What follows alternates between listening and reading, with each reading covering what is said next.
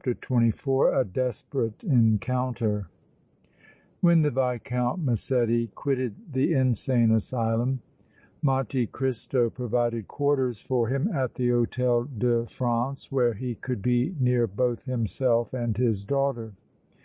During the period of the young Italian's convalescence the Count had refrained from communicating to him the details of the foul conspiracy disclosed by Peppino, but no sooner was Zuleika's betrothed installed in the hôtel than he gave him all the startling particulars.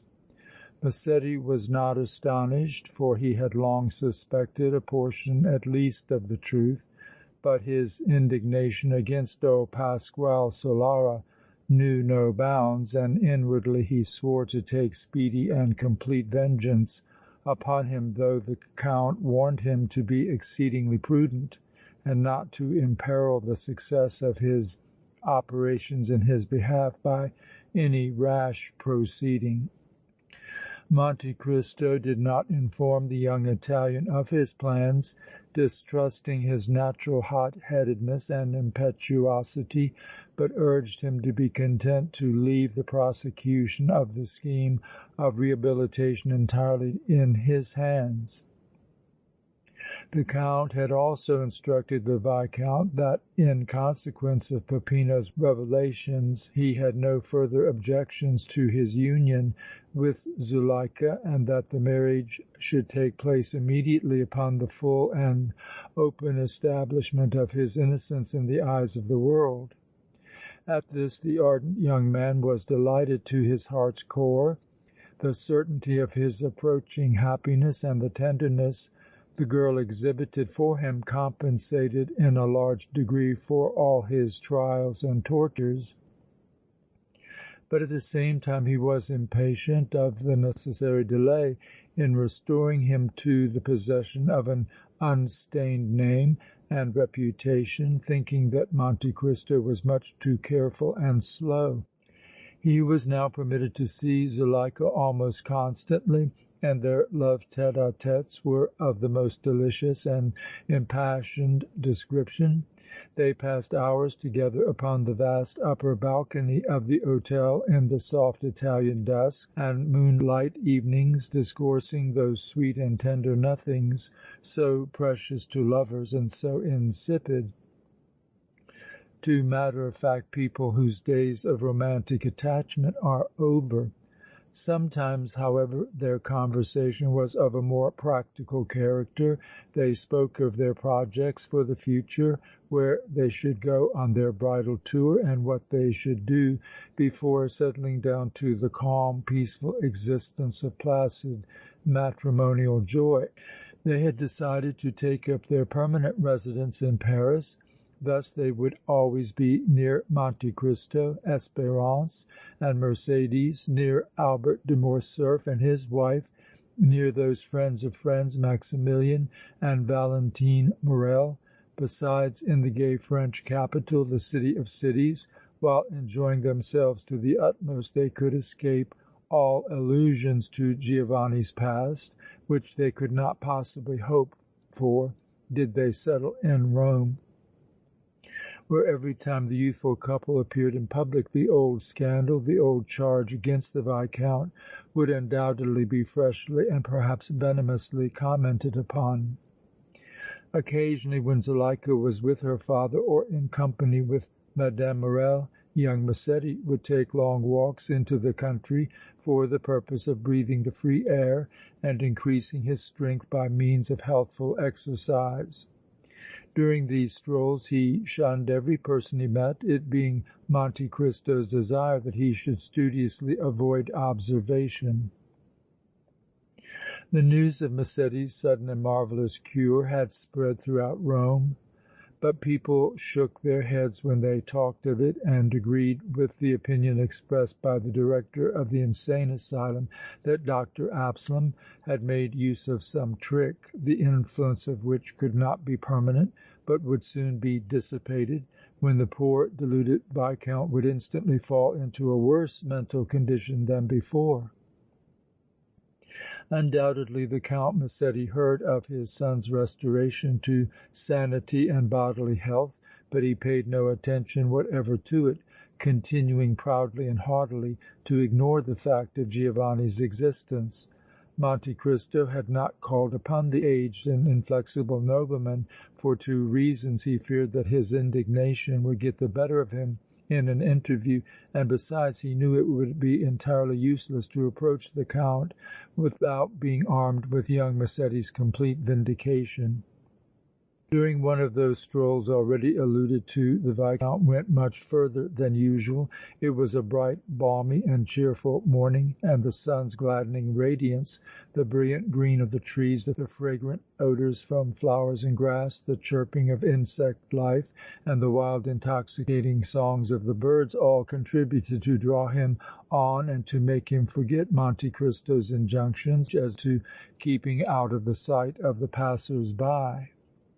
He scarcely noticed in what direction he walked or what road he took, indulging in a careless, delicious daydream full of dolce far niente delights. He had fixed his eyes upon the ground and was sauntering leisurely along when all at once he became conscious that some one was approaching. He hastily looked up. The pedestrian was yet some distance away, but his heavy shoes clattered upon the gravel of the highway with a ringing sound. He was evidently an old man and a peasant. In his right hand he held a staff, and his large, broad-brimmed hat was drawn down slightly over his visage as if to protect it from the heat of the sun. Giovanni was about to step aside into a little grove of chestnut trees beside the road there to wait until the newcomer had passed, but on taking a second glance at him, something familiar in his aspect suddenly arrested him, and by one of those inexplicable impulses which sometimes take possession of a man, he paused and waited. The peasant had also noticed Giovanni and his action, but he did not relax his pace, did not seem inclined to pay even the slightest attention to him. He came tramping on, reached the Viscount and passed him without as much as a nod of the head in salutation, but Massetti, with a start, recognized him. With a flush of rage on his face and all his blood boiling in his veins, he turned, sprang after the old man and laid his hand upon his shoulder. The peasant abruptly halted, also turned, and a fierce imprecation escaped his lips. He surveyed the irate young Italian from head to foot, sneeringly, scowlingly. "Why do you stop me?" he said, roughly. "I do not know you."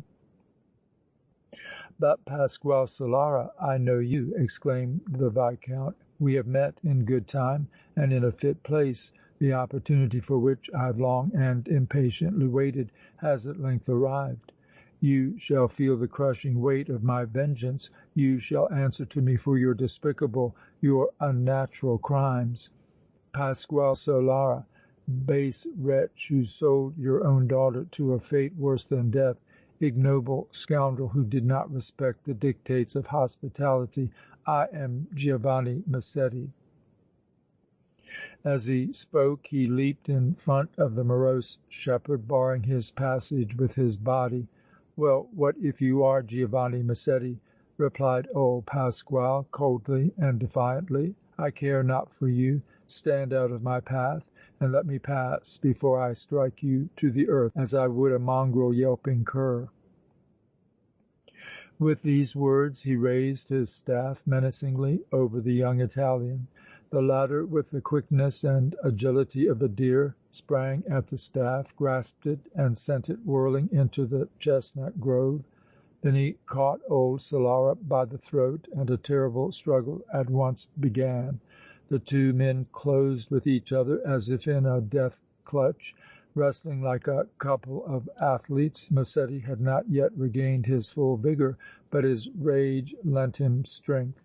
On his side, Pasquale, though old, had muscles of steel and a grasp like iron. He whirled his adversary round and round, at times almost overturning him, but the Viscount struggled manfully, occasionally wrenching the shepherd from his feet and lifting him bodily in the air. The breath of both came forth in hot, quick, labored gasps, while their faces were red with exertion. For a long while the result was doubtful, the strife continuing fiercely without any decided advantage on either side. Often the Viscount was borne nearly to the ground, but he invariably recovered, straightened himself up and vigorously renewed the conflict. Not a word was uttered now. The concentrated energies of the contestants were bent upon the strife, depriving them of the power of speech. Finally, by a rapid movement, Giovanni succeeded in tripping Solara, who fell with a crash, the young Italian coming down upon his prostrate body with great force and for an instant almost checking his respiration. Both were partially stunned by the fall and lay motionless. Massetti was the first to regain possession of his faculties. He half arose, placed his knees on old Pasquale's breast and, drawing a pistol, cocked it. "What are you going to do?" gasped the underman, his terror giving him the power to speak. "I am going to kill you, Pasquale Solara," hissed the Viscount between his set teeth. "Murderer!" shrieked the shepherd, desperately making a frantic struggle to rise, but not succeeding. This ominous word, with all the terrible weight of meaning it conveyed, struck upon the young Italian's ear like a sound of doom. A murderer? Yes, he would be a murderer if he slew old Solara then and there, and, branded with an assassin's dark crime, he must forever resign all hope of possessing his beloved Zuleika, must abandon her to die of a broken heart. Perhaps, too, he would be seized, tried, condemned and meet a felon's fate upon the ignominious scaffold. True, Roman justice might be silenced with money, but he was a disowned and disinherited son, a penniless outcast. These thoughts brought him to a realization of the black depths of the yawning gulf into which he was about to plunge and made him hesitate. But a quick idea came to his relief. If he were to fight a duel with old Solara and kill him thus, the Roman law would not pursue him. He would not be stamped with a murderer's crime. He would do it. He would fight him. Springing to his feet, he drew a second pistol and, casting it upon the ground beside his astonished foe, said to him, speaking slowly and impressively: "Pasquale Solara, I will give you a chance for your life. Rise, take that pistol and face me. We will fight." The shepherd arose with some difficulty. He was considerably bruised and had besides seriously strained one of his legs. Taking up the weapon, he cocked it and, without a word, but with a look of demoniac ferocity and triumph upon his evil countenance, assumed a position about 20 paces distant from his opponent. Instantly both raised their pistols and fired. When the light smoke cleared away, it became evident that neither of them had been hit. Old Solara cast his empty weapon from him with a curse and, producing a pair of long, keen-bladed knives, threw one of them towards the Viscount.